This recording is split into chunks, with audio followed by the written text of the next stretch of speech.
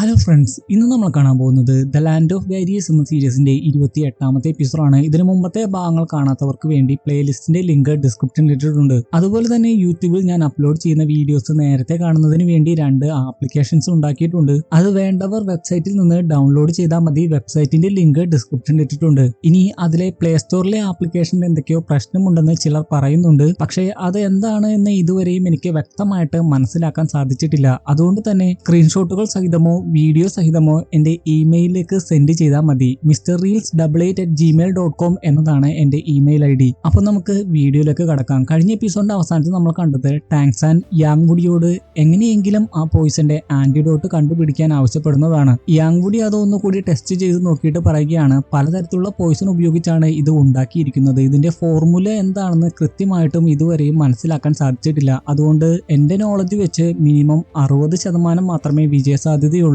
അതും കുറഞ്ഞ ഈ സമയത്തിനുള്ളിൽ ചെയ്യുക എന്നത് വളരെ അസാധ്യമാണ്. എങ്കിലും എന്റെ കഴിവിന്റെ പരമാവധി ശ്രമിക്കാമെന്ന് പറയുന്നു. ടാങ്സാനും അങ്ങനെ തന്നെ ചെയ്യാൻ പറയുന്നു. യാങ്വുഡി അതിനുശേഷം അങ്ങനെയെങ്കിൽ ഇപ്പോൾ തന്നെ ഞാൻ എന്റെ വർക്ക് തുടങ്ങട്ടെ എന്ന് പറഞ്ഞുകൊണ്ട് അവിടുന്ന് പോകുന്നു. അയാൾ പോയി കഴിയുമ്പോൾ ടാങ്സാന്റെ ആന്റിയുടെ വാക്കുകൾ ടാങ്സാന്റെ മനസ്സിലേക്ക് വരുന്നുണ്ട്. യാങ്വുഡിയാണ് ഇത് ചെയ്യാൻ ഈ കോണ്ടിനെന്റിൽ തന്നെ ഏറ്റവും ബെറ്റർ ആയിട്ടുള്ള പേഴ്സൺ എന്ന ആന്റിയുടെ വാക്കുകൾ. അതിനുശേഷം വൂവിന്റെ വാക്കുകളാണ് അവൻ കേൾക്കുന്നത്. സ്പിരിച്വൽ സീയിൽ നിന്നാണ് അത് കേൾക്കുന്നത്. വൂ അവന് നന്ദി പറയുകയാണ്. താങ്ക്ലാന്റെ ആദ്യ നിയമം ഇങ്ങനെ വെച്ചത് കൊണ്ട് തന്നെ, അതായത് സോൾ ബീസ്റ്റുകളെ അനാവശ്യമായിട്ട് വേട്ടയാടാൻ പാടില്ല, ആ നിയമം തന്നെ. ടാങ്സാൻ പറയുകയാണ്, ഓസ്കാർ പറഞ്ഞത് ശരിയാണ്. നമ്മളെപ്പോലെ തന്നെ സോൾ ബീസ്റ്റുകൾക്കും ജീവിക്കാൻ അവകാശമുണ്ട്. നമ്മളും അവയെ പോലെ തന്നെ ഈ ലോകത്തിന്റെ ഒരു ഭാഗം മാത്രമാണ്. എങ്കിലും സോൾ മാസ്റ്റേഴ്സിനോട് സോൾ ബീസ്റ്റുകളെ വേട്ടയാടാൻ പാടില്ല എന്ന് പറയാൻ സാധിക്കില്ല. അത് അനിവാര്യമാണ്. എങ്കിലും അനാവശ്യമായിട്ട് അത് ചെയ്യാൻ പാടില്ല. പിന്നെ ബീബി ഡോങ്ങിനെ കാണിക്കുന്നു. മുഖം മൂടിയ സ്ത്രീ പറയുകയാണ്, നിങ്ങൾ എടുത്തു ചാടി പ്രവർത്തിക്കുകയാണ്. തിയാൻഡുവോ സാമ്രാജ്യത്തിനെതിരെ ഇപ്പോൾ ഒന്നും ചെയ്യരുത്.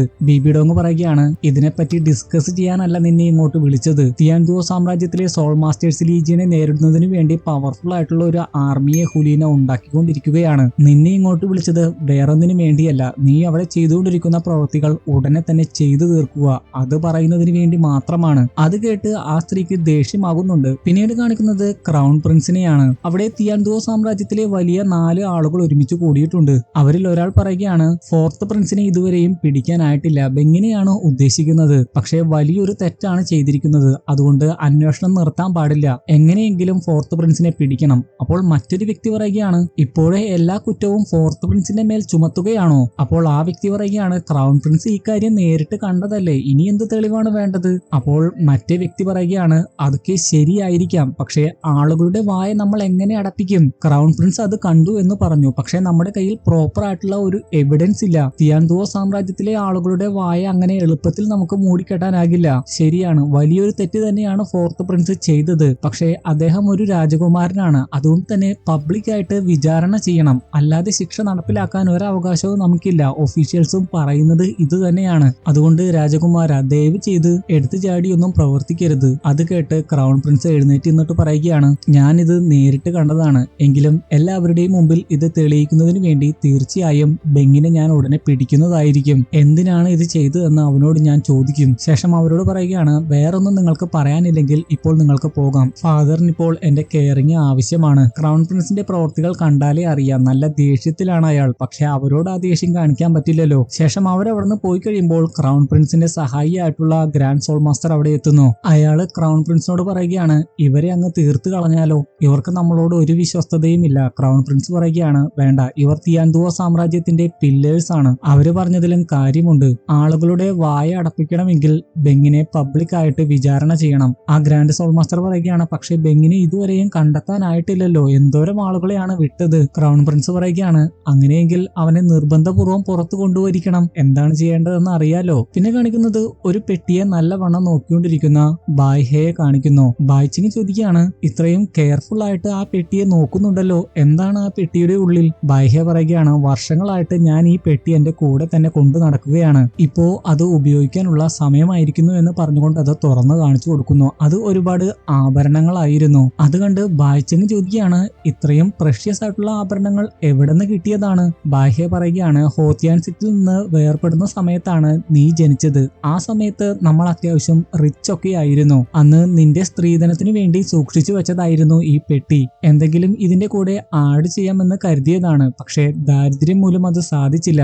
മാഹങ്ജുൺ നിന്നെ പ്രത്യേക പ്രത്യേക രീതിയിൽ കെയർ ചെയ്യുന്നുണ്ട്. അവനെ നിനക്ക് വേണ്ടി ഒന്ന് ആലോചിച്ചാലോ? ദേഷ്യത്തോടെ ബായിച്ചെങ് പറയുകയാണ്, ഞങ്ങളുടെ ഇടയിൽ ഒന്നുമില്ല.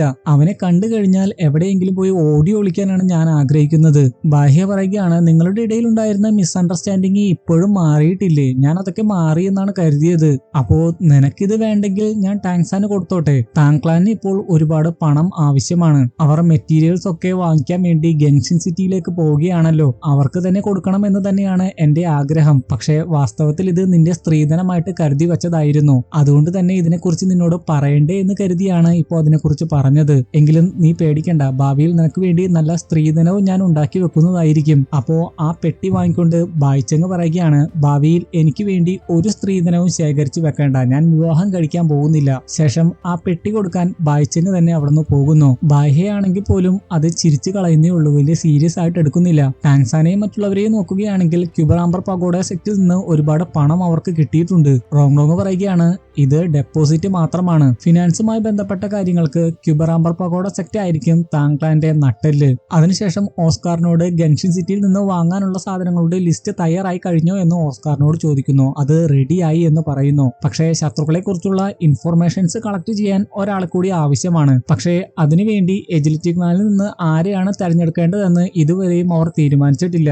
ഓസ്കാർ പറയുകയാണ്, അതിപ്പോ മാഹോങ്ജുൺ ആയാലും ചെയ്തോളൂല്ലോ. എന്നാൽ ഉടനെ തന്നെ മാഹോങ്ജുൺ പറയുകയാണ്, ഇത്തരം പ്രൊഫഷണൽ ആയിട്ടുള്ള കാര്യങ്ങൾ പ്രൊഫഷണൽസ് തന്നെ ചെയ്യുന്നതാണ് നല്ലത്. അതായത് എജിലിറ്റി ക്ലാൻ ആണല്ലോ ഇൻഫോർമേഷൻസ് കളക്ട് ചെയ്യുന്നതിൽ മികച്ചു നിൽക്കുന്നത്. മാഹോങ്ജുൺ പ്രധാനമായിട്ടും അത് പറയാൻ കാരണം ബായിച്ചെങ് അവരുടെ കൂടെ വരുമല്ലോ എന്നോർത്താണ്. അപ്പോഴേക്കും ബായിച്ചെങ് അങ്ങോട്ട് വരുന്നുണ്ട്. പക്ഷെ അവിടെ അത്രയും പണം കണ്ടതുകൊണ്ടാണോ എന്നറിയില്ല, ഉടനെ തന്നെ അവൾ തിരികെ പോകാൻ ഒരുങ്ങുന്നു. എന്നാൽ അപ്പോഴേക്കും അവർ അവളെ കണ്ടിരുന്നു. മാഹോങ്ജുൺ ആകട്ടെ ഓടിച്ചെന്ന് അവളുടെ അടുത്ത് നിന്ന് ആ പെട്ടി എടുക്കുന്നു. ശരിക്കും അവളെ സഹായിക്കുന്നതിന് വേണ്ടിയായിരുന്നു ആ പെട്ടി എടുത്തത്. എന്നാൽ അതുമായി അവരുടെ അടുത്തേക്ക് വരുന്ന സമയത്ത് അത് മാഹോങ്ജുന്റെ കയ്യിൽ നിന്ന് നിലത്ത് വീഴുന്നു. അതിലെ ആഭരണങ്ങൾ കണ്ടു കഴിയുമ്പോൾ ടാങ്സാൻ തന്നെ ബായിച്ചെങ്ങിനോട് ഇതെന്തിനാണ് എന്ന് ചോദിക്കുന്നു. അപ്പോ അത് അവർക്ക് വേണ്ടി തന്നെ കൊണ്ടുവന്നതാണ്, ബാഹ്യയുടെ നിർദ്ദേശപ്രകാരമാണ് വന്നത്. അങ്ങനെയുള്ള എല്ലാ കാര്യങ്ങളും ടാങ്സാനോട് പറയുന്നുണ്ട്. എന്നാൽ അല്പം ഇമോഷണൽ ആയിട്ട് ടാങ്സാൻ പറയുകയാണ്, ഗ്രാൻഡ് അങ്കിളിന്റെ ആ വലിയ മനസ്സിന് ഞാൻ നന്ദി പറയുന്നു. പക്ഷേ ഇതിന്റെ ആവശ്യം ഇപ്പോൾ ഇല്ല. അത്യാവശ്യത്തിന് പണമൊക്കെ ഇപ്പോൾ താങ്ക്ലാനും ഉണ്ട്. എന്തെങ്കിലും അത്യാവശ്യമുണ്ടെങ്കിൽ ഞാൻ തന്നെ ഗ്രാൻഡ് അങ്കിളിനെ നേരിട്ട് കണ്ടോളാം. അതുമാത്രമല്ല ഞാൻ നിന്റെ കസിനാണ്. അതുകൊണ്ട് അതേ രീതിയിൽ നിനക്കെന്നെ സംബോധന ചെയ്ത് വിളിക്കാം. കൂടാതെ ഞങ്ങൾ ഇപ്പോൾ ഗെങ്ഷിൻ സിറ്റിയിലേക്ക് പോവുകയാണ്. അവിടെ സ്കൗട്ടിങ്ങിന് വേണ്ടി ഒരാളെ ആവശ്യമാണ്. നീ വരികയാണെങ്കിൽ അത് നല്ല കാര്യമായിരിക്കും. അതായത് ശത്രുക്കളെ കുറിച്ചും മറ്റുള്ള കാര്യങ്ങളെ കുറിച്ചുമുള്ള ഇൻഫോർമേഷൻസ് കളക്ട് ചെയ്യുന്നതിന് വേണ്ടിയാണ് അവളെ കൂടെ കൂട്ടുന്നത്. അത് കേട്ട് കഴിയുമ്പോൾ തന്നെ ബായിച്ചെങ്ങിന് നല്ല ഹാപ്പി ആകുന്നുണ്ട്. അതിനുശേഷം ബായിച്ചെങ് അവിടുന്ന് പോയി കഴിയുമ്പോൾ മാഹോങ്ജുണും അവളുടെ പുറകെ പോകുന്നു. ഒരു സേവകനാകട്ടെ അവിടെ എത്തി ടാങ്സാനോട് യൂഷി കാണാൻ വന്നിട്ടുണ്ട് എന്ന കാര്യം പറയുന്നു. മാഹോങ്ജുൺ ആകട്ടെ ബായിച്ചെങ്ങിന്റെ അടുത്തെത്തിയിട്ട് അവൾക്ക് നന്ദി പറയുന്നു. വേറൊന്നിനുമല്ല, അവന്റെ ശരീരത്തിൽ വിഷം പ്രവേശിച്ച സമയത്ത് അവൾ അവനെ ഒരുപാട് കെയർ ചെയ്തു എന്ന് പറഞ്ഞുകൊണ്ടാണ് നന്ദി പറയുന്നത്. ബായിച്ചെങ് അപ്പോൾ പറയുകയാണ്, ഞാൻ മാത്രമല്ല മറ്റുള്ളവരും നിന്നെ കെയർ ചെയ്തില്ലേ, എന്നിട്ട് എന്നോട് മാത്രം എന്തിനാണ് നന്ദി പറയുന്നത്? അത് എന്റെ സന്തോഷം മൂലം അറിയാതെ പറഞ്ഞു പോയതാണെന്ന് മാഹോങ്ജുൺ പറയുന്നു. ശേഷം ആ പെട്ടി കാണിച്ചുകൊണ്ട് പറയുകയാണ്, താങ്ക്ലാന് ഇത്രയും വിലയേറിയ ആഭരണങ്ങളുടെ ഒന്നും ആവശ്യമില്ല. ഇനി നിനക്ക് ഇത് നിന്റെ സ്ത്രീധനമായിട്ട് ഉപയോഗിക്കാമല്ലോ. ദേഷ്യത്തോടെ ആ പെട്ടി വാങ്ങിച്ചുകൊണ്ട് ബായിച്ചെങ് പറയുകയാണ്, ഞാൻ വിവാഹം കഴിക്കാൻ പോകുന്നില്ല. ശേഷം ബായിച്ചെങ് അവിടുന്ന് പോകുന്നു. യൂഷി ആകട്ടെ വൂവിന്റെ കാര്യമൊക്കെ അറിഞ്ഞ് വൂവിനെ കണ്ടു കഴിയുമ്പോൾ പറയുകയാണ്, ഇത് നല്ല പ്രോഗ്രസ് തന്നെയാണ്. ശേഷം ടാങ്സാന് എൽഡേഴ്സ് ടോക്കൺ കൊടുത്തിട്ട് പറയുകയാണ്, ഇത് നിന്നെ അക്കാദമിയിൽ കൊണ്ടുവന്ന് ആക്കുന്ന സമയത്ത് നിന്റെ ഫാദർ എനിക്ക് തന്നതാണ്. ഇത് നിന്റെ കയ്യിലുണ്ടെങ്കിൽ ബിബി ഡോങ്ങിന്റെ അധികാരം തന്നെ നിനക്കും ഉണ്ടാകും. പരിധികളില്ലാത്ത അധികാരമായിരിക്കും നിനക്ക് കിട്ടാൻ പോകുന്നത്. മാർഷൽ സോൾ ഹാളിന്റെ ഏറ്റവും വലിയ ടോക്കനാണിത്. ഭാവിയിൽ ഇത് നിന്നെ ഒരുപാട് സഹായിക്കും. ടാങ്സാൻ അപ്പോൾ നിങ്ങളെ ഞാൻ ഒരിക്കലും നിരാശപ്പെടുത്തില്ല എന്ന് പറയുന്നു. യൂഷി അപ്പോൾ പറയുന്ന ഒരു കാര്യമുണ്ട്, ഇത് നീ നിനക്ക് വേണ്ടി ചെയ്യുന്നതോ അല്ലെങ്കിൽ നിന്റെ ഫാദറിന് വേണ്ടി ചെയ്യുന്നതോ? ടാങ്സാൻ ആലോചിച്ചിട്ട് പറയുകയാണ്, രണ്ടും സെയിം തന്നെയല്ലേ. അതായത് അവനത് അവന് വേണ്ടിയും അവന്റെ ഫാദറിന് വേണ്ടിയും ചെയ്യുന്നതാണ്. എന്നാൽ യൂഷി പറയുകയാണ്, ഞാനും നിന്റെ പോലെ തന്നെയായിരുന്നു. ഫാദറിനെ പ്രൗഡ് ആക്കാൻ വേണ്ടി എന്തും തന്നെ ചെയ്യാൻ ഞാൻ തയ്യാറായിരുന്നു. പക്ഷേ എനിക്ക് പറ്റിയ മിസ്റ്റേക്ക് നിനക്കൊരിക്കലും പറ്റരുത്. നിനക്ക് എന്താണ് വേണ്ടതെന്ന് നീ മനസ്സിലാക്കണം. നീ ചെയ്യുന്ന ഈ കാര്യങ്ങളിലൊക്കെ നീ പരാജയപ്പെട്ടാലും നിരാശനാകരുത്. നിനക്ക് ചെയ്യാൻ ഒരുപാട് കാര്യങ്ങളുണ്ട്. ടാങ്സാൻ ആകട്ടെ അതൊക്കെ മനസ്സിലായെന്ന് പറയുന്നു. പിന്നെ കാണിക്കുന്നത് ഗെങ്ഷിൻ സിറ്റിയിലേക്കുള്ള യാത്രയിൽ അവർ ഒരുമിച്ച് ഭക്ഷണം കഴിക്കുന്നതാണ്. റയർ ആയിട്ടുള്ള മെറ്റീരിയൽസ് കൂടി കളക്ട് ചെയ്യണം എന്നതിനെ കുറിച്ചാണ് അവർ സംസാരിക്കുന്നത്. ബായിച്ചങ് പറയുകയാണ്, അങ്ങനെയുള്ള മെറ്റീരിയൽസ് വേണമെങ്കിൽ നമ്മൾ ലേലത്തിൽ പങ്കെടുക്കണം. അവളുടെ നോളജ് കണ്ടിട്ട് മാഹോങ്ജുൻ ശരിക്കും അവളെ അഭിനന്ദിക്കുന്നുണ്ട്. ബായിച്ചങ് പറയുകയാണ്, ചെറുപ്പത്തിൽ ഞാൻ ഇവിടെയാണ് വളർന്നു വന്നത്, അതുകൊണ്ട് അതെനിക്കറിയാം, ഇത് വലിയ കാര്യമൊന്നുമല്ല. ടാങ്സൺ പറയുകയാണ്, ഇവിടെ ഉപയോഗിക്കുന്ന സോൾജിയേഴ്സും ഫാർമേഴ്സും ബ്ലാക്ക് സ്മിത്തും ഉണ്ടാക്കുന്ന ഉപകരണങ്ങളാണ് ഉപയോഗിക്കുന്നത്. എന്നിട്ട് പോലും തിയാൻഡുവോ സാമ്രാജ്യത്തിലും ഷിങ്ലുവോ സാമ്രാജ്യത്തിനും ബ്ലാക്ക് സ്മിത്തുകൾക്ക് വലിയ വിലയൊന്നുമില്ല. പക്ഷേ ഗെങ്ഷിൻ സിറ്റിയിൽ അങ്ങനെയൊന്നുമല്ല. ബ്ലാക്ക് സ്മിത്തിന് അവർ നല്ല വില കൊടുക്കുന്നുണ്ട്. അപ്പോൾ ബ്ലാക്ക് സ്മിത്തിന്റെ റാങ്കുകളെ കുറിച്ച് ബായിച്ചങ് സംസാരിക്കുന്നു. ഏറ്റവും ടോപ്പിലുള്ളത് ഗോഡ് ലെവൽ ബ്ലാക്ക് സ്മിത്ത് ആണ്. അതിനെപ്പറ്റി കേട്ട് കഴിയുമ്പോൾ മാഹോങ്ജുൻ പറയുകയാണ്, അവരുണ്ടാക്കുന്ന വെപ്പൺസിന് നല്ല വിലയായിരിക്കുമല്ലേ? ഇപ്പോ ബ്ലാക്ക് സ്മിത്തുകളുടെ വൈസ് പ്രസിഡന്റ് ടൈറ്റൻ ആണല്ലോ. ഇപ്പോഴുള്ളതിൽ ടൈറ്റൻ ഉണ്ടാക്കുന്ന വെപ്പൺസ് ആണ് ഏറ്റവും പവർഫുൾ ആയിട്ടുള്ള വെപ്പൺസ്. ടൈറ്റൻ പറയുകയാണ്, എന്നേലും പവർഫുൾ ആയിട്ടുള്ള ആയുധങ്ങൾ ഉണ്ടാക്കിയിരുന്നത് ടാങ്സാന്റെ ഫാദർ ആയിരുന്നു. പക്ഷേ വിധി ബാക്കി അയാൾ പറയുന്നില്ല. അവർക്ക് എല്ലാവർക്കും അതിനെപ്പറ്റി അറിയാമല്ലോ. ടാങ്സൺ ആണെങ്കിൽ അതോർത്ത് കഴിയുമ്പോൾ ശരിക്കും സാഡ് ആകുന്നുണ്ട്. സ്പിരിച്വൽ സീലുള്ള വൂവിന് പോലും അത് മനസ്സിലാകുന്നു. അതുകൊണ്ട് തന്നെ ടാങ്സന്റെ ശ്രദ്ധ തിരിക്കുന്നതിന് വേണ്ടി വൂ ഇങ്ങനെ പറയുകയാണ്, ഞാൻ എപ്പോഴും തിന്നും കുടിച്ചും വെറുതെ കിടക്കുകയാണ്. എന്തെങ്കിലും എക്സസൈസ് ചെയ്തില്ലെങ്കിൽ അത് എന്റെ ബോഡിയെ ദോഷകരമായിട്ട് ബാധിക്കും. ഫിസിക്കൽ ബോഡിയുള്ള കോൺഷ്യസ്നെസ് ഇല്ലാത്ത വൂവിനെ കുറിച്ചാണ് അവൾ സംസാരിക്കുന്നത്. ആ വൂ ടാങ്സന്റെ തോളിൽ ചാരിക്കിടന്നുറങ്ങുകയായിരുന്നു. പിന്നെ കാണിക്കുന്നത് ആ വൂവിനെ ടാങ്സൺ ഓരോ എക്സസൈസ് പഠിപ്പിച്ചു കൊടുക്കുന്നതാണ്. പക്ഷെ അതൊന്നും തന്നെ വൂവിന് മനസ്സിലാകുന്നുണ്ടായിരുന്നില്ല. കാരണം യഥാർത്ഥത്തിൽ ഒരു റാബിറ്റിന്റെ മൈൻഡ് ആണല്ലോ ആ വൂവിനുള്ളത്. ഈ സമയം അറിയാതെ ആ വൂ ടാങ്സന്റെ മേത്തേക്ക് വീഴാൻ പോകുന്നുണ്ട്. ചെറിയ റൊമാൻറ്റിക് അറ്റ്മോസ്ഫിയർ ഒക്കെ ഉണ്ടാകുന്നുണ്ട്. അതെല്ലാം ഒളിഞ്ഞു നിന്ന് മാഹോങ്ജുനും ഓസ്കാറും നിരീക്ഷിക്കുന്നുമുണ്ടായിരുന്നു. അതിന്റെ പേരിൽ അവർ അവനെ കളിയാക്കുകയും ചെയ്യുന്നു. ടാങ്സൻ ആകട്ടെ അവരെ അവിടെ നിന്ന് ഓടിപ്പിച്ചിട്ട് ചിരിക്കുന്നു. സ്പിരിച്വൽ സീലുള്ള വൂവും അത് കണ്ട് ചിരിക്കുന്നുണ്ട്. പിന്നെ കാണിക്കുന്നത് ആനസഖ്യത്തിന്റെ തലവൻ ഹുലീനെ കാണുന്നതാണ്. അയാൾ അവരുടെ ക്ലാനിനെ എക്സ്റ്റെൻഡ് ചെയ്യുന്നതിന് വേണ്ടി മാർഷൽ സോൾഹാളിന്റെ ട്രൂപ്പിനെ ആവശ്യപ്പെടുകയാണ്. എന്നാൽ ദേഷ്യത്തോടെ ഹുലീന പറയുകയാണ്, നിങ്ങളുടെ പ്രവൃത്തിയിൽ ബിബിഡോങ് സാറ്റിസ്ഫൈഡ് അല്ല. നേരത്തെയും ഇതേപോലെ ട്രൂപ്പിനെ കിട്ടിയപ്പോൾ വലിയ കോൺഫിഡൻസോടെ എന്തൊക്കെയാണ് നിങ്ങൾ പറഞ്ഞത്, എന്നിട്ട് അവസാനം എന്തായി? എനിക്ക് തോന്നുന്നില്ല 7 ക്ലാനുകളുടെയും തലപ്പ് തിരിക്കാൻ പോകുന്നത് നിങ്ങളാണെന്ന്. ബിബിഡോങ്ങിന്റെ പ്രതീക്ഷകൾക്കനുസരിച്ച് പ്രവർത്തിച്ചാൽ മാത്രമേ നിങ്ങൾക്ക് അതിന് സാധിക്കുകയുള്ളൂ. അപ്പോ ഹുലീനയുടെ മുമ്പിൽ താണു വണങ്ങിക്കൊണ്ട് ആനസഖ്യത്തിന്റെ തലവൻ പറയുകയാണ്, എല്ലാം എന്റെ കൺട്രോളിംഗ് കീഴിലായിരുന്നു. പക്ഷെ പെട്ടെന്നായിരുന്നു അതെല്ലാം സംഭവിച്ചത്. ഇനി ഒരു മിസ്റ്റേക്ക് ഞങ്ങളുടെ ഭാഗത്തുനിന്നും ഉണ്ടാകില്ല. ഞങ്ങൾക്ക് ട്രൂപ്പിനെയും ആവശ്യമില്ല. ഞാൻ തന്നെ ഒരു ട്രൂപ്പിനെ ഉണ്ടാക്കി വലിയ രീതിയിൽ തിരിച്ചടിച്ചോളാം. അത് കേട്ട് അയാളെ അഭിനന്ദിച്ചുകൊണ്ട് പറയുകയാണ്, ഇതാണ് വേണ്ടത്. നിങ്ങൾക്ക് നല്ല കഴിവുണ്ട്, പക്ഷേ അതിനനുസരിച്ചുള്ള ഔട്ട്പുട്ട് ആണ് കിട്ടാത്തത്. നിങ്ങൾ ആവശ്യപ്പെട്ടതുപോലെ നിങ്ങൾക്ക് ട്രൂപ്പ് അയച്ചു തരാം. പക്ഷെ ഇപ്രാവശ്യം എന്തായാലും പരാജയപ്പെടരുത്. അല്ല എങ്കിൽ മറ്റുള്ള ക്ലാനുകളെ പോലെ ആനസഖ്യവും അപ്രത്യക്ഷമാകും. അത് കേട്ട് ദേഷ്യത്തോടെയും ഉറച്ച തീരുമാനത്തോടെയും ആനസഖ്യത്തിന്റെ തലവൻ പറയുകയാണ്, ഇല്ല, ഇപ്രാവശ്യം തീർച്ചയായും ഞങ്ങൾ വിജയിക്കും. ഓരോ ഭാഗങ്ങളായിട്ടും പിടിച്ചെടുത്ത് അവസാനം ആ 4 ട്രൈബുകളെയും ഇല്ലാതെയാക്കും. ടാങ്സാനെയും കൊല്ലും.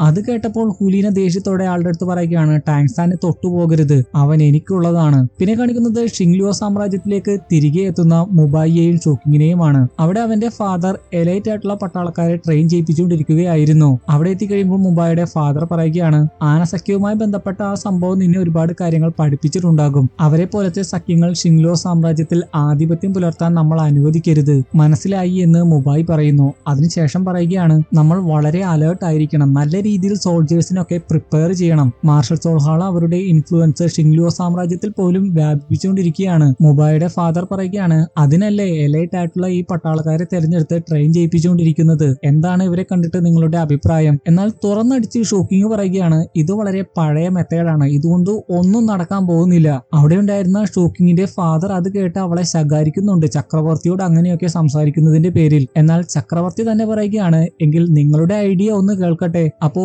മുബായി ആണ് ആ ഐഡിയ പറയുന്നത്. യൂഷി അവരെ എങ്ങനെയാണോ ട്രെയിൻ ചെയ്യിപ്പിച്ചത്, അതേപോലെ തന്നെ എങ്ങനെയാണോ ഇപ്പോൾ തിയാൻഡുവോ സാമ്രാജ്യത്തിലെ സോൾ മാസ്റ്റേഴ്സ് ലീജിയനെ ട്രെയിൻ ചെയ്യിപ്പിക്കുന്നത്, അതേ മാർഗം തന്നെയാണ് മുബായിയും മുന്നോട്ട് വെക്കുന്നത്. ഷോക്കിങ്ങും അവളുടെ ഐഡിയാസ് പറയുന്നുണ്ട്. അതൊക്കെ കേട്ട് കഴിയുമ്പോൾ മുബായിയുടെ ഫാദറിന് ഒരുപാട് ഇഷ്ടമാകുന്നു. അയാൾ പറയുകയാണ്, നല്ല ഐഡിയ ആണ്, നിങ്ങൾക്ക് ഇതുമായിട്ട് മുന്നോട്ട് പോകാം. അത് മാത്രമല്ല ഷിങ്ലുവോ സാമ്രാജ്യത്തിലെ സോൾ മാസ്റ്റേഴ്സ് ലീജിയനെ കമാൻഡ് ചെയ്യാനുള്ള മിലിറ്ററി ടോക്കനും മുബായിക്ക് കൊടുക്കാൻ ചക്രവർത്തി ഇതേ സമയം സന്തോഷത്തോടെ തയ്യാറാകുന്നു. മുബായിയും ഷോക്കിങ് അതെല്ലാം കേട്ട് കഴിയുമ്പോൾ തന്നെ ഒരുപാട് ഹാപ്പിയാണ്. ശേഷം അവരവിടെ നിന്ന് പോയി കഴിയുമ്പോൾ ഷോക്കിങ്ങിനെ ഫാദറിനോട് ചക്രവർത്തി പറയുകയാണ്, നമ്മൾ ഒരുപാട് പഴയതായി, ഇവരുടെ ഐഡിയാസ് ഒക്കെ കൊള്ളാം, ഇവർ പറയുന്നത് കേൾക്കുന്നതാണ് നല്ലത്. ഷോക്കിങ്ങിന്റെ ഫാദർ പറയുകയാണ്, മുബായിയെ കാണുമ്പോൾ ചക്രവർത്തി എങ്ങനെയാണോ ചെറുപ്പത്തിൽ ചെറുപ്പത്തിലായിരുന്നത് അതേപോലെ തന്നെയാണ് എനിക്കും തോന്നുന്നത്. ചക്രവർത്തി പറയുകയാണ്, അവൻ വലിയ കാര്യങ്ങളാണ് ചെയ്തുകൊണ്ടിരിക്കുന്നത്. പെട്ടെന്ന് അവൻ വളർന്നാൽ മതിയായിരുന്നു, എങ്കിൽ മാത്രമേ ഷിങ്ലുവ സാമ്രാജ്യത്തിന് നേട്ടമുണ്ടാവുകയുള്ളൂ. പിന്നെ കാണിക്കുന്നത്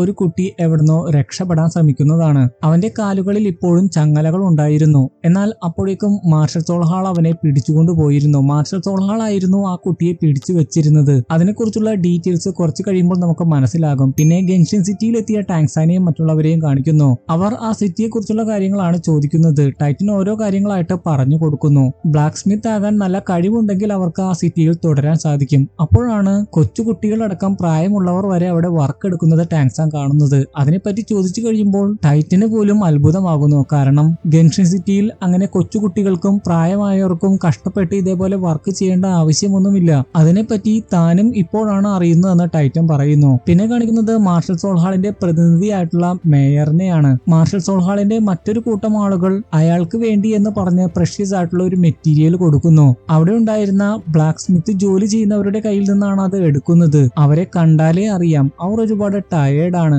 അവരെ കൊണ്ട് നിർബന്ധപൂർവ്വം ഇവർ ജോലി ചെയ്യിപ്പിക്കുകയാണ്. വിലപിടിപ്പുള്ള മെറ്റീരിയലിനെ കുറിച്ച് മേയറിനോട് സംസാരിച്ചുകൊണ്ടിരിക്കുമ്പോൾ തന്നെ അവിടെ ഉണ്ടായിരുന്ന ബ്ലാക്ക് സ്മിത്തുകളിൽ ഒരാൾ കുഴഞ്ഞു വീണ് മരിക്കുന്നു. അതിനെപ്പറ്റി മേയറിനോട് പറഞ്ഞു കഴിയുമ്പോൾ തന്നെ മേയർ അതൊന്നും തന്നെ കെയർ ചെയ്യുന്നുണ്ടായിരുന്നില്ല. അപ്പോൾ മാർഷൽ സോൾഹാളിന്റെ മറ്റൊരു വ്യക്തി പറയുകയാണ്, പ്രതീക്ഷിച്ച സമയത്തിനുള്ളിൽ നമുക്ക് നമ്മുടെ ജോലി തീർക്കാനാകില്ല.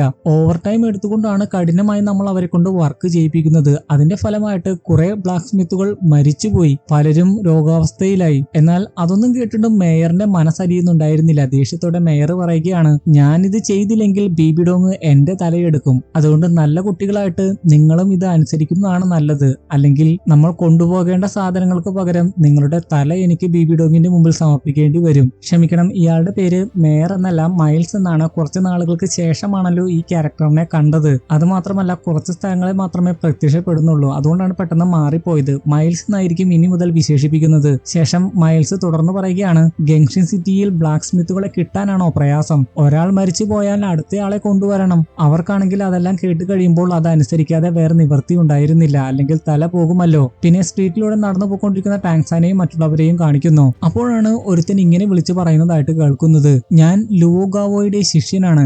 ഗോഡ് ബ്ലാക്ക് സ്മിത്ത് ആയിട്ടുള്ള ലുവോഗാവോ ഉണ്ടാക്കിയ ആർമർ ആണിത്. ഇതിപ്പോൾ വലിയ ഓഫറിൽ ഞാൻ കൊടുക്കുകയാണ്. ഓഫർ ആണെന്ന് പറഞ്ഞിട്ട് പോലും അതൊരു വലിയ വില തന്നെയായിരുന്നു. ഈ ലുവോഗാവോ എന്നത് ബ്ലാക്ക് സ്മിത്തുകളുടെ പ്രസിഡന്റ് ആയിരുന്നു. അതെല്ലാം കേട്ട് കഴിയുമ്പോൾ ടൈറ്റൻ ആലോചിക്കുകയാണ്, ഗെൻഷിൻ സിറ്റി ഇത്രയും ശോചനീയമായിട്ടുള്ള അവസ്ഥയിലൂടെയാണോ കടന്നു പോകുന്നത്? ലുവോഗാവോയുടെ ശിഷ്യൻ പോലും തെരുവിലിറങ്ങി കച്ചവടം നടത്തുന്നു. ടാങ്സാനും അതിലെന്തൊക്കെയോ സംശയം തോന്നുന്നു. മറ്റുള്ളവരോട് അവൻ പറയുകയാണ്, നിങ്ങൾ താമസിക്കാനുള്ള മുറിയും മറ്റും അന്വേഷിക്കൂ. വൂവിനെയും കൂടെ കൊണ്ടുപോയിക്കോളൂ. ഞാനും ടൈറ്റനും കൂടി ഇവിടെ എന്താണ് നടക്കുന്നതെന്ന് അന്വേഷിക്കട്ടെ. ശേഷം അത് വിൽക്കുന്ന ആളുടെ അടുത്തേക്ക് പോകുന്നു. അത് കണ്ടു കഴിയുമ്പോൾ തന്നെ ടൈറ്റന് കാര്യം മനസ്സിലാകുന്നുണ്ട്. അത് ശരിക്കും ലുവോഗാവോ ഉണ്ടാക്കിയ ആർമർ ഒന്നും അല്ലായിരുന്നു. ശേഷം അതിനെക്കുറിച്ചുള്ള ഓരോ കാര്യങ്ങളും വിശദമായിട്ട് പറഞ്ഞു കൊടുക്കുന്നു. എന്നാൽ ഫ്രോഡ് ആയിട്ടുള്ള ആ വ്യക്തിക്ക് അതിനെല്ലാത്തിനും തന്നെ ഉത്തരവുണ്ടായിരുന്നു. ആദ്യം അയാൾ പറഞ്ഞത് ഇത് വെറും ഡെക്കറേഷന് വേണ്ടിയാണ് എന്നായിരുന്നു. എന്നാൽ ടൈറ്റൻ അതിൽ തൊട്ടപ്പോൾ തന്നെ ചില ഭാഗങ്ങളൊക്കെ അടർന്നു പോയിരുന്നു. അത് മാത്രമല്ല പ്രോപ്പർ ആയിട്ട് ഡിസൈൻ പോലും അത് ചെയ്തിട്ടുണ്ടായിരുന്നില്ല.